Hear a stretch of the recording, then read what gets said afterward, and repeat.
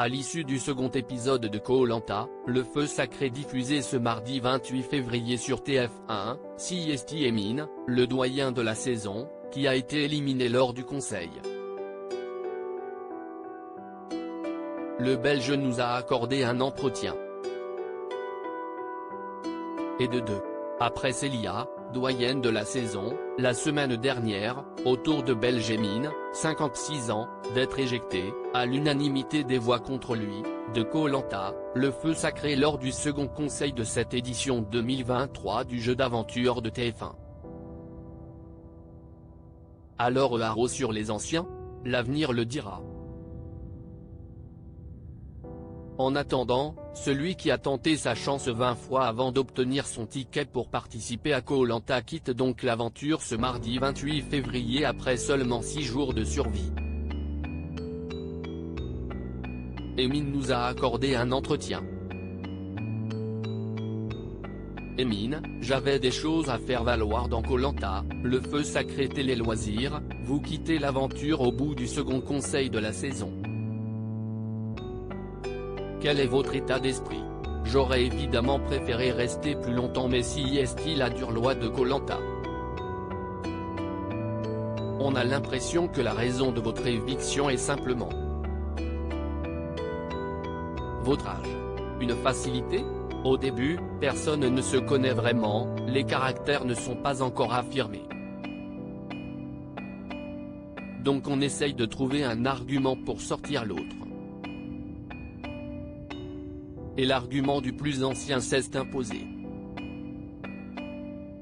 Siesti sûr que ça ne fait pas mon affaire car je savais que les 2 premières semaines de jeu allaient être très compliquées pour moi car je savais que tous les regards allaient être braqués sur moi pour cette raison. J'attendais que les petites histoires entre jeunes aventuriers commencent.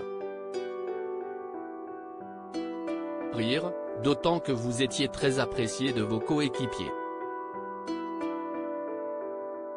J'étais aimé et c'était réciproque. Je suis très sociable donc je n'ai pas eu de problème d'intégration. Ils ont souhaité m'éliminer, bon. Pour plus tard, ils auraient pu avoir quelqu'un avec plus de maturité pour discuter. J'avais des choses à faire valoir je pense. Le regard d'Alexandré était fuyant.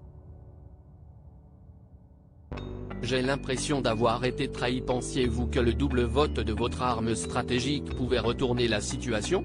J'ai été surpris qu'Alexandré m'annonce la veille que tout le monde allait voter contre moi. Son regard était fuyant. J'ai donc tenté de trouver un collier d'immunité durant 10-12 heures. J'étais exténué. Avec cette arme stratégique, j'ai été voir Rudy car je me sentais trahi par Alexandre.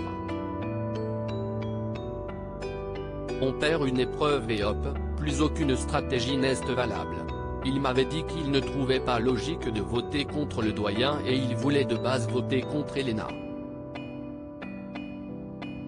Je pensais arriver à égalité des votes avec Christine et aller au tirage au sort, mais ça n'a pas marché.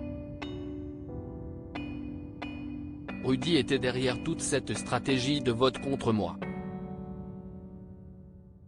Mon plus grand regret est de ne pas avoir bluffé face aux autres. J'aurais dû leur faire croire que cette arme était une immunité. Rudy n'offre pas son feu sacré d'immunité.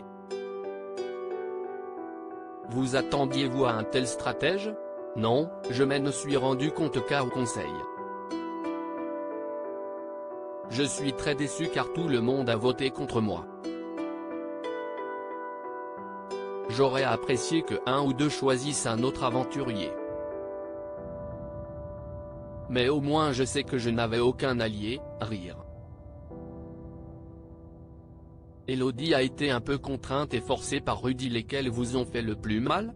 Ceux d'Alexandré et d'Elodie. Mais Elodie a été un peu contrainte et forcée de le faire. Elle m'a confié que Rudy lui avait dit que dans le cas contraire, ça risquait d'aller mal pour elle. donc je ne lui en veux pas trop. Elena, Elodie et vous-même. Où est passée la solidarité entre Belges dans votre équipe? Elena, comme chef d'équipe, ne me choisit pas vraiment. J'y suis allé contraint et forcé car les rangs de l'équipe adverse étaient déjà complets. Au moins je n'aille pas été désigné en dernier, ce qui n'aurait pas été très agréable. Il y aurait pu avoir une solidarité avec Elodie mais bon, une fois dans Koh Lanta, vous ne regardez pas si vous êtes belge, français ou suisse. Vous avez tenté votre chance au casting de Koh Lanta depuis 20 ans. On vous imagine déçu. Non, pas vraiment. Moi mon rêve était de poser le pied sur cette île. Je l'ai fait, j'ai essayé de défendre ma place et j'ai vécu une magnifique aventure, même si j'aurais évidemment aimé qu'elle soit plus longue. Mais il faut bien un premier et un dernier. Comment ont réagi vos proches à votre élimination? Je tiens à remercier ma femme, ma fille et mon fils. Ils m'ont encouragé avant, pendant et même après l'aventure et ils sont super fiers de moi. À lire aussi pas vu à la télé. On n'a pas le droit de se parler mais. Rudy, Koh Lanta 2023, révèle ce que lui a dit exactement Tania.